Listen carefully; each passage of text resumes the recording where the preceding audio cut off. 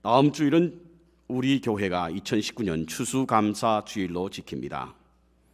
성경에 나오는 수장절인 성서적 가르침과 미국 청교도의 추수감사절의 기독교적 전통에 따라 우리 교회는 매년 11월 셋째 주 혹은 넷째 주일을 감사주일로 지킵니다. 감사는 그리스도인들이 가져야 하는 가장 큰 믿음의 덕목입니다.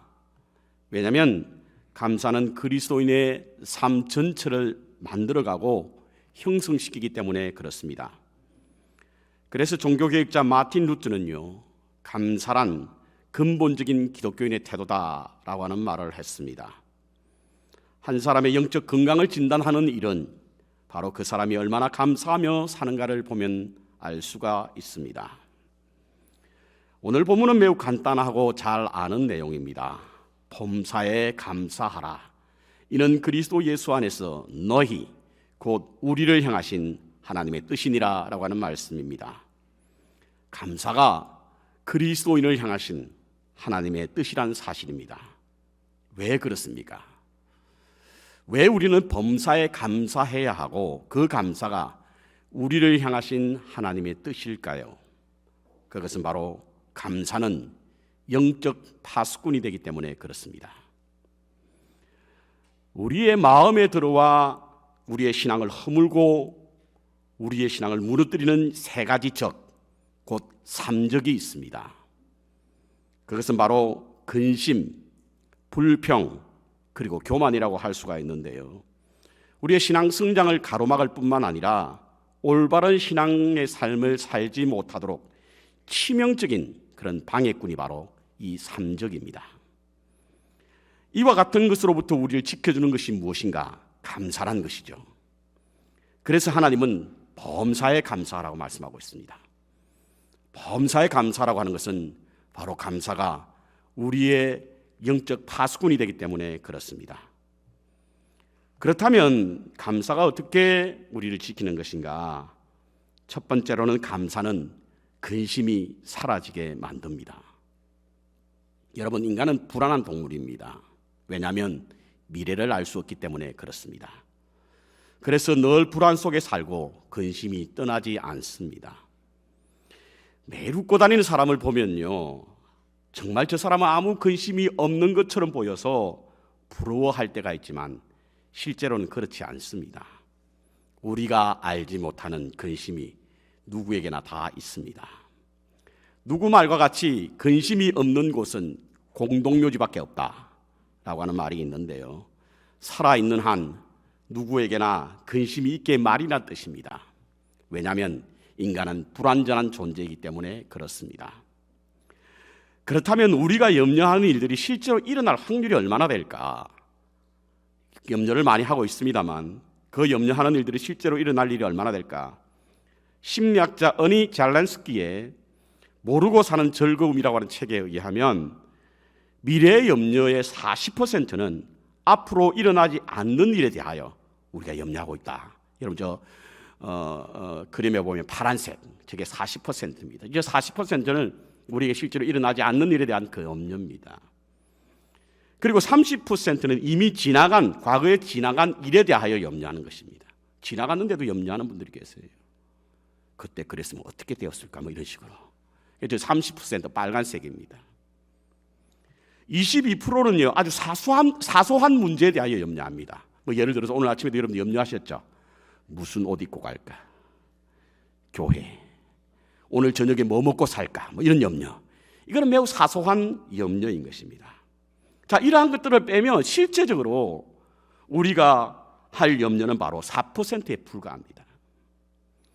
그러니까 우리가 하는 염려의 96%는 쓸데없는 걱정이라는 거예요.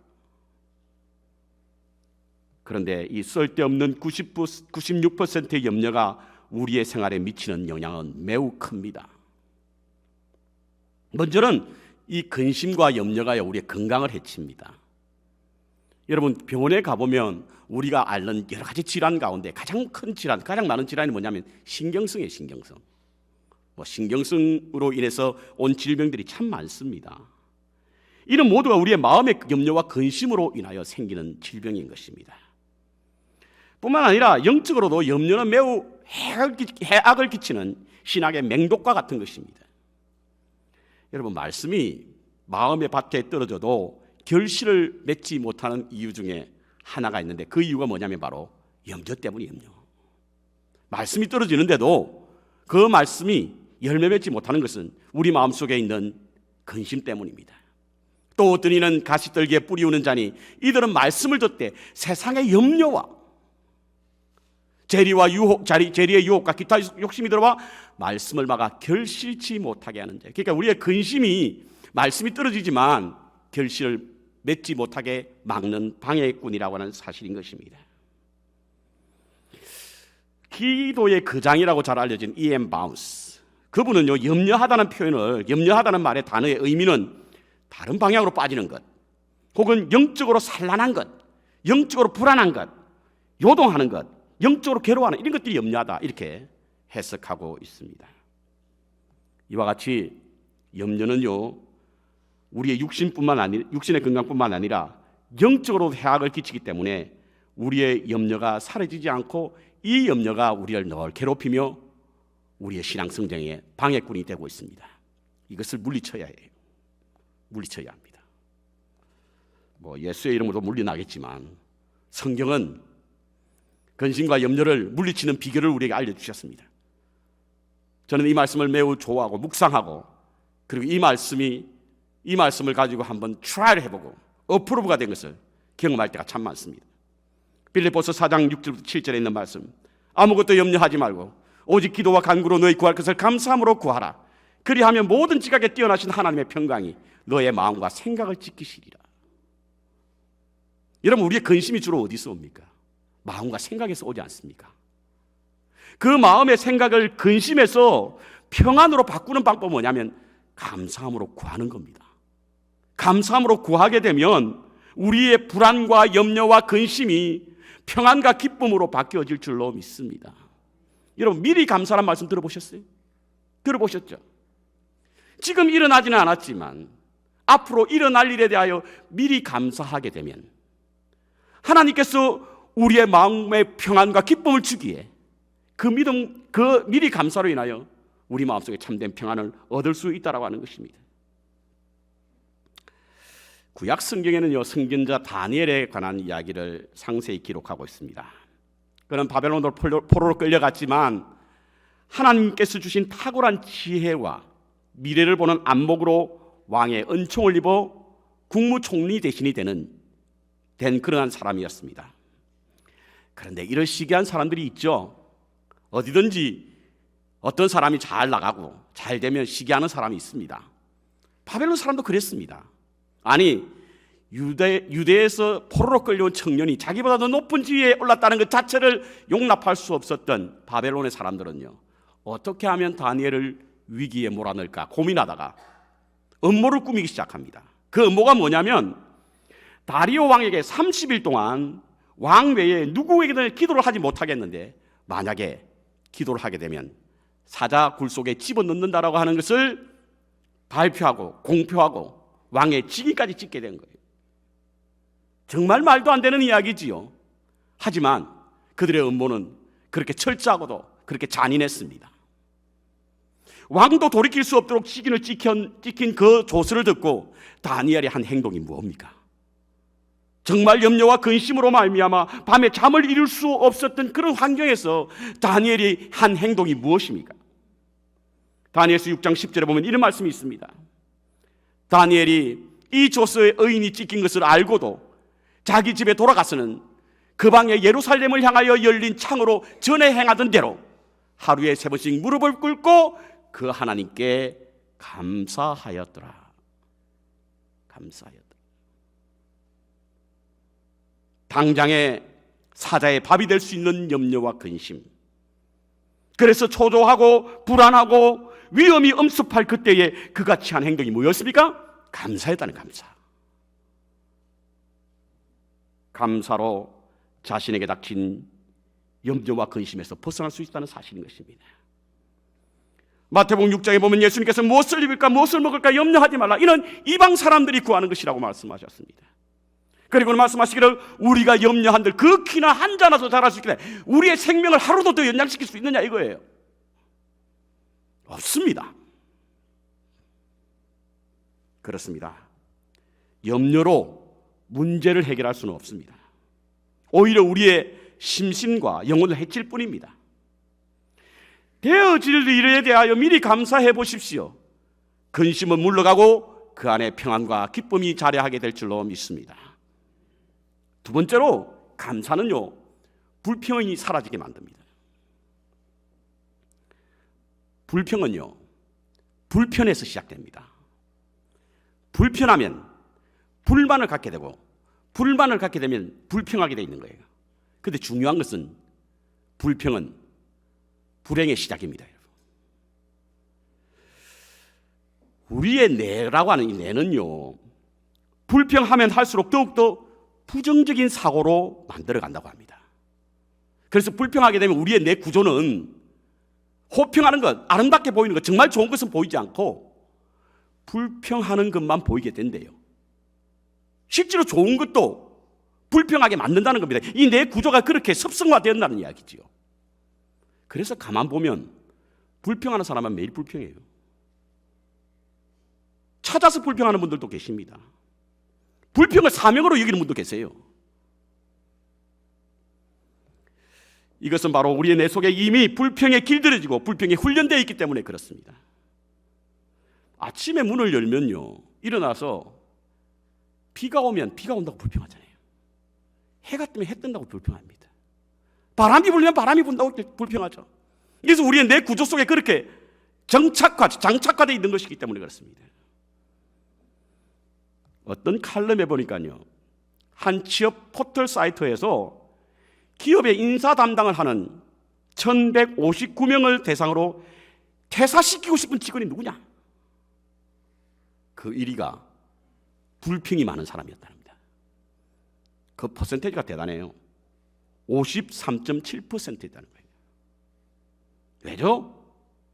불평하는 사람의 뇌가 불평에 길들여져 있기 때문에, 능률이 오르지 않기 때문에 그렇습니다. 불평은요, 일을 그칠 뿐만 아니라 건강까지 해친다고 합니다. 불평을 하면 코르티솔이라고 하는 스트레스성 호르몬이 나오게 되고, 과도한 코르티솔은 혈관을 수축시키고 면역성을 떨어뜨려서 심장병과 비만, 당뇨 등 여러 가지 병을 유발시킨다고 합니다. 이 설교하면서 저도 뜨끔했습니다. 저도 당뇨가 있어서. 뿐만 아니라 불평을 듣는 사람까지도 불평하게 만들어서 우울하게 만듭니다. 그래서 결국 자신의 건강뿐만 아니라 다른 사람의 건강까지도 해치게 되는 거죠. 신앙적으로 이는 매우 나쁜 영향을 미칩니다. 불평은 우리의 신앙을 병들게 만들기 때문에 그렇습니다. 불평이 많은 사람들은요, 대개는 자기중심적이에요. 자신의 생각이 우선이므로 거기에 어긋나면 견디지 못하고, 그래서 불평하지 않습니까? 그런데 문제는 불평하는 사람들은 자신이 불평하고 있다는 사실을 인지하지 못합니다. 불평하는 게 아니야, 사실 그대로를 말하는 거야, 이렇게 말하는 분이 계세요. 그런데요, 여러분, 불평과 사실은 다릅니다. 사실은요, 객관적인 시각으로 있는 그대로를 말하는 것이 바로 사실입니다. 하지만 불평은 자기중심적인 생각으로 불만을 가지고 말하는 것이 불평이에요. 예를 들어 이렇습니다. 이건 제가 이전에 있던 교회에서 있었던 일인데요. 교회에서 음식을 만드는 분이 조미료를 넣는다고 생각하다가 소금을 넣은 거예요. 소금하고 조미료가 비슷하게 생겼지 않습니까? 그러니까 아마 눈이 좋지 않으신 분이 음식을 만들었는지 모르겠지만 조미료를 넣어야 되는데 착각해서 소금을 넣은 거예요. 그렇다고 한다면 그 음식이 짜다라고 하는 것은 사실입니다. 맞죠? 그런데 불평은 누가 이렇게 짜게 했어? 이건 불평이에요. 사실이라고 하면 짜면 물 좀 넣으면 됩니다. 그런데 불평은 누가 이렇게 내 마음에 만족스럽지 않도록 만들었냐 이거예요. 사실과 불평은 이렇게 다릅니다, 여러분. 그렇다면 이 불평을 없애는 영적 파수꾼이 뭔가? 감사입니다, 감사. 혹시 불평이 생기거든 감사 한번 해보십시오. 불평이 사라지게 됩니다. 아주 오래전에 조그만한 쪽으로 된 어떤 그 책에서 보았는데요. 하도 오래돼가지고 책 이름은 잘 모르겠습니다만 기억에 남는 이야기가 있습니다. 어떤 분이 뉴저지에서 맨하탄을 출퇴근하는 분이 계셨는데 이분이 아침마다 뉴저지 트랜시트를 이용해서 출퇴근합니다. 그런데 아침 그 뉴저지에서 뉴욕으로 가는 트랜시트가 굉장히 복잡하지 않습니까? 그러니까 출퇴근할 때마다 불평이 막 쌓이는 거예요. 아니 왜 이렇게 사람이 많지? 왜 이렇게 이 분위기가 좋지 않지? 사람들 좀 늦게 출근하면 안 되나? 뉴저지 트랜시트 좀 더 기차를 많이 만들면 안 돼? 불평이 막 쌓이기 시작한 겁니다.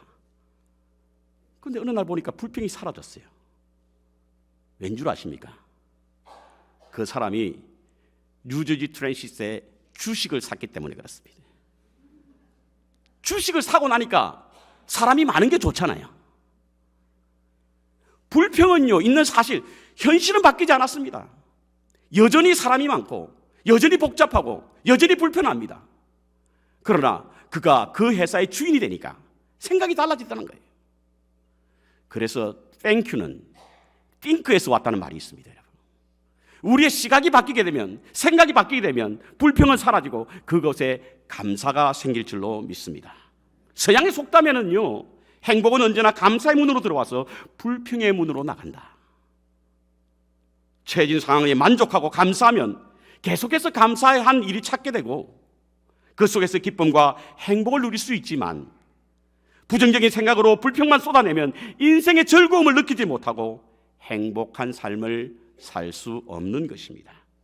그래서 행복의 반대말은 불행이 아니라 불평이라고 말합니다. 행복의 동의어는 감사란 것입니다. 감사는 불평을 철통같이 막는 그런 영적 파수꾼이 될 수 있는 줄로 믿습니다. 행동하지 않을 거라면 불평하지 말고 해결할 수 없는 불행이라면 감사하십시오. 그러면 불평이 사라질 줄로 믿습니다. 세 번째, 감사는요, 교만을 사라지게 만듭니다. 교만은 우리의 마음과 육체 건강을 해치는 무서운 독입니다. 이는 교만 자체도 문제이지만 교만이 모든 삶의 영역에 독처럼 퍼져 나가기 때문에 삶의 모든 영역에서 교만의 모습이 드러나게 되어 있는 겁니다. 교만의 위험성은 두 가지 이유 때문입니다. 첫 번째로는 자신이 교만하다는 것을 알지 못하는 특징이 있습니다. 세상에 누구도요, 이 자기가 교만하다고 생각하지 않습니다. 왜냐하면 교만은 자기 진단이 어렵기 때문에 그렇습니다. 두 번째로 교만이 무서운 죄인 줄 모르는 특징이 있습니다. 사람들은요, 남에게 거짓말하고 도둑질하는 것은 매우 큰 죄라고 여기지만 교만한 것은 죄라고 여기지 않습니다. 그런데 여러분, 하나님의 심판이 무엇으로 말미암아 이루어졌습니까? 교만 때문이 아니에요. 그래서 C.S. 루이스라고 하는 사람은 순전한 기독교라는 책에서 세상에서 가장 무서운 죄가, 심지어는 아내를 두고 다른 사람과의 만남을 갖는 사람도 그보다 더 큰 죄가 교만이다, 이렇게 말을 하고 있습니다. 그럼 언제 교만이 생길까? 성경에는요, 교만이 생기는 그 이유 혹은 교만이 생기는 그 원인, 그것이 무엇일까에 대한 말씀을 설명하고 있는데, 첫 번째로 세력이 생기면 교만이 생깁니다. 세력. 레위기서 26장 19절에 보면요, 하나님은 이스라엘을 향하여 내가 너희의 세력으로 인하여 너희의 세력으로 인하여 교만한 것을 내가 심판하겠다고 하는 말씀을, 교만한 것을 끊겠다고 말씀합니다. 세력을 모으는 사람은 교만한 사람들이에요. 두 번째, 마음이 높으면 교만해집니다. 다니엘서 5장 20절에 보면요, 바벨론의 벨사살 왕이 마음이 높아져서 하나님 성전에 있던 거룩한 성부를 자기의 술잔으로 사용했어요. 그가 마음이 높아지며 뜻이 완악하여 교만이 행함으로 내가 심판하겠다고 말씀하십니다. 그래서 높아지려고 하는 사람은 교만한 사람들이에요. 세 번째로, 은혜를 알지 못하면 교만합니다. 역대하 32장 25절에 보면요, 히스기야가 마음이 교만하여 그 받은 은혜를 보답하지 아니하므로 진노가 그의 유다와 예루살렘에 내리게 되었더니, 교만의 가장 큰 원인은 은혜를 알지 못하면 교만한 마음이 생깁니다.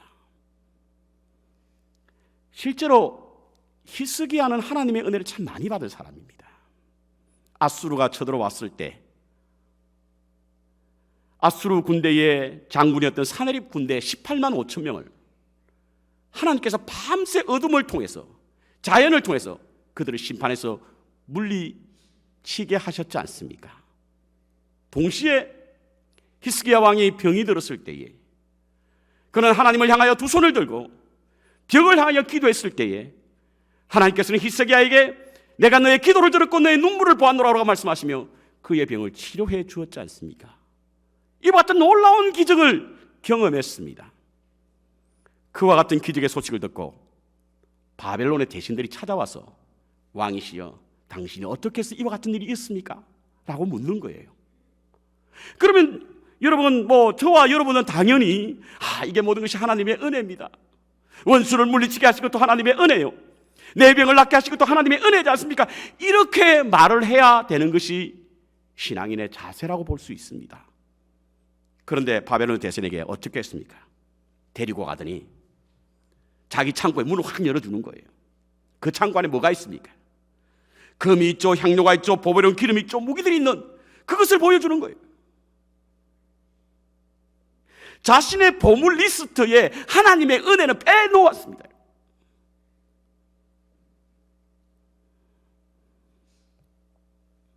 구약 성경 유대 왕들에 보면요, 히스기야만큼 하나님을 믿고 의지한 왕이 없었다는 평가를 받습니다. 그랬습니다, 여러분. 정말 히스기야 왕은요, 종교개혁을 단행했던 왕이었습니다. 특별히 기도의 사람이었지 않습니까? 지금도 이스라엘 성지 순례를 가보면 히스기야의 기도의 동굴이 있습니다. 그렇게 하나님 앞에 신실한 사람, 기도의 사람이었는데도 성경은 그가 하나님의 은혜를 잊어버리니 교만한 마음이 생겼고, 그래서 하나님께서 부어주신 형통한 것을 당연한 것으로 여겼으며 감사는 떠나고 그 자리에 교만한 마음이 생겼다는 거예요. 그렇습니다, 여러분. 감사가 떠나면, 은혜가 떠나면 그 자리에 교만한 마음이 생기게 돼 있습니다. 옛 성인들은요, 게으름과 무지, 그리고 그것과 함께 망각을 중죄에 속한다고 강조했습니다. 심지어는 모든 악덕의 음이라고까지 말을 했습니다. 여기에 망각을 중죄로 여기는 이유는 은혜를 잃어버리는 사람은 교만한 사람이기 때문에, 은혜와 교만이 밀접한 관계가 있기 때문에 그와 같은 이유를 들은 겁니다. 그렇습니다. 악한 영은요, 악한 사단은 우리에게 자꾸 은혜를 잃어버리게 만드는 거예요. 그래서 끊임없이 자신의 공로, 자신의 노력으로 이루어진 것이라고 하는 생각을 주입함으로 말미암아 우리의 마음을 교만하게 만듭니다. 간혹은 잠시는 은혜를 생각하다가도 그것을 당연한 것으로 여겨 이내 우리의 마음을 바꾸는 것은 사단의 역사입니다, 여러분. 교만은 본질적으로 하나님의 도우심의 은혜를 인정하기를 거부하는 마음의 태도란 사실을 우리는 잊지 말아야 합니다. 그렇다면 교만을 물리치고 은혜를 기억하고 그 은혜를 표현하는 것이 뭐냐면 바로 감사입니다. 감사. 은혜를 표현하는 것. 감사는 이미 받은 것에 대한 고마움의 몸짓입니다. 그래서 돌아보면 감사하지 않을 수 없는 것이죠. 감사는 겸손이라는 뿌리에서 자라서 아름다운 향기를 나타내는 거룩한 열매가 바로 감사입니다. 라틴 아메리카 영웅으로 불리는 쿠바의 문학가 호세 말티라고 하는 사람은요, 감사는 꽃처럼 높은 곳에서 피어나지 않고 겸손한 자의 아름다운 토양에서 더 푸르러진다. 그러므로 높아지고자 하는 사람에게 있어 가장 좋은 약은 감사입니다. 한번 실험을 해보시기 바랍니다. 트라이를 해보시기 바랍니다. 어프루브가 될 수 있는 줄로 압니다. 신세계 교향곡으로 우리에게 잘 알려진 안토니 드보르작이라는 사람 아시죠? 이분은 곡을 쓸 때, 작곡가이기 때문에 곡을 썼죠. 곡을 쓰기 전에 제일 먼저 첫 페이지에 하나님과 함께라고 하는 글을 쓴다고 합니다. 곡을 시작하기 전에 하나님과 함께라고 하는 글을 쓴다는 거예요. 그리고는 그걸 다 쓰고 나면 맨 끝자락에 끝머리에 하나님께 감사할지어다 이렇게 쓴다는 거예요. 하나님께 감사할지어다. 자신이 작곡하는 곡들이 다 하나님께로부터 왔다는 사실을, 그것을 인정하고 감사하는 아름다운 모습입니다. 저는 매달 간절한 기도를 담은 이달의 캠페인으로 건강한 교회 문화 세우기 운동을 하고 있습니다. 이번 달에는 지난달에 이어서 고맙습니다 말합시다 라고 하는 캠페인으로 우리 교회의 영적 분위기를 바꾸려고 노력합니다. 제가 이 캠페인을 해야겠다는 생각을 하게 된 것은 지난번에도 한번 말씀을 드렸지만 한국을 다녀오다가 구입한 책 오프라 윈프리의 내가 확실히 아는 것들이라는 책에서 그녀의 삶을 송두리째 바꿔놓은 것은 그의 친구의 권유로 말한 고맙다고 말해라. 고맙다고 말해라. 이것이 그의 삶을 송두리째 바꿔놨다는 거예요. 그리고는 우연히 인터넷 검색창을 두들기다가 고마워 한마디의 기적이란 책, 그리고 그 책을 썼던 저자의 간증을 보게 되었는데요. 그 저자 존 디마틸이라고 하는 사람은 아주 특별한 경험을 한 사람입니다. 이 사람이 어떤 사람이었냐면 그는 읽기와 쓰기 능력에 문제가 있어서 학교에 입학하자마자 학습은 물론이고 의사소통까지도 불가능한 사람으로 판정을 받았습니다. 머리가 좋지 않고 공부에 장래성이 없는 아이로 낙인을 찍히고 난 후에 그는 13살 때에 고등학교를 그만두고 거리에서 생활하면서 먹을 것을 구걸하는 사람이 되었다고 합니다. 17살 때는 신경흥분제, 이 신경흥분제 중독이 되어서 죽음의 문턱까지 간 사람이 바로 저자였던 디마틴이라고 하는 사람이었다는 거예요. 그랬던 그가 자기의 삶을 온전히 변화시켰던 것은 바로 어떤 목표를 정하고는 감사의 일기를 쓰기 시작하면서부터 그는 바뀌게 됐다는 거예요. 부정적인 생각, 편견, 고정관념, 이러한 부정적인 생각들이 긍정적인 생각, 열린 마음, 가능성과 기회로 바뀌면서 삶의 기쁨이 넘치기 시작했다는 거예요. 그래서 그는 이 책에 고마워 한마디의 기적이라는 글을 쓰면서 우리 인생에 누군가에게 고마워라고 하는 한마디는 우리의 삶을 송두리째 변화시킨다는 사실을 말하고 있습니다. 저는 고맙습니다 말합시다는 캠페인을 통해서 우리 교회가 성도 간에 감사하는 마음으로 환경을 바꿔서 행복한 교회가 되기를 소원합니다. 왜냐하면 행복은 감사에서 나오기 때문에 그렇습니다. 누가 더 많이 했냐, 누가 더 오래 다녔냐, 누가 더 열심히 했느냐 따져 묻는 경쟁 속에는 행복을 발견할 수 없습니다. 고마운 마음, 감사하는 생각 속에서 행복을 발견할 수 있는 것입니다. 어떤 분들이 이렇게 말합니다. 어떻게 항상 감사할 수 있습니까? 범사에 감사할 수 있습니까? 이건 불가능한 일이지 않습니까? 맞는 말입니다. 그래서 범사에 감사하라고 하는 이 말씀이 매우 이상적으로 들리게 되고 추상적인 가르침이라 생각할 수 있습니다. 특히 어려움이 찾아오고 힘든 일이 발생하면 감사한다라고 하는 말은 매우 힘든 일입니다. 하지만 그때가 바로 감사해야 할 때입니다. 어려움이 찾아오고 힘든 일이 닥칠수록 그때가 감사해야 될 때입니다. 왜냐하면 감사는 우리의 영적인 파수꾼이 되기 때문에 그렇습니다. 어려움이 찾아오면 근심이 생기고 불평하게 되고 교만하게 됨으로 말미암아 불행한 삶을 이어갈 때 그때가 바로 감사해야 될 때입니다. 그때 우리는 긍정의 에너지가 필요하지 않습니까? 평안과 기쁨이 필요하고 소망이 필요합니다. 그 속에서 우리는 참된 행복을 찾을 수 있다는 것입니다. 그래서 행복해서 감사한 것이 아니라 감사하면 행복하다. 어거스틴의 저서에 보면요, 당시 그리스도인들이 이렇게 만나면 여러 가지 많은 이야기들을 하게 되죠. 성도의 사귐 속에서. 그런데 헤어질 때는 언제나 우리 하나님께 감사합시다 이러면서 헤어진다는 거예요.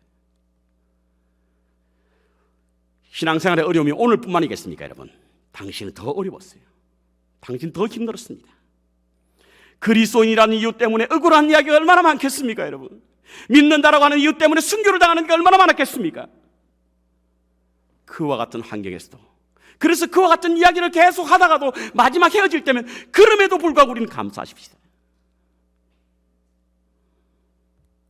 범사의 감사로 영적 파수꾼을 세워서 건강한 믿음의 삶을 통하여 여러분의 가정과 교회에 행복을 심는 그런 복된 성도의 삶을 사시기를 주님의 이름으로 축원합니다.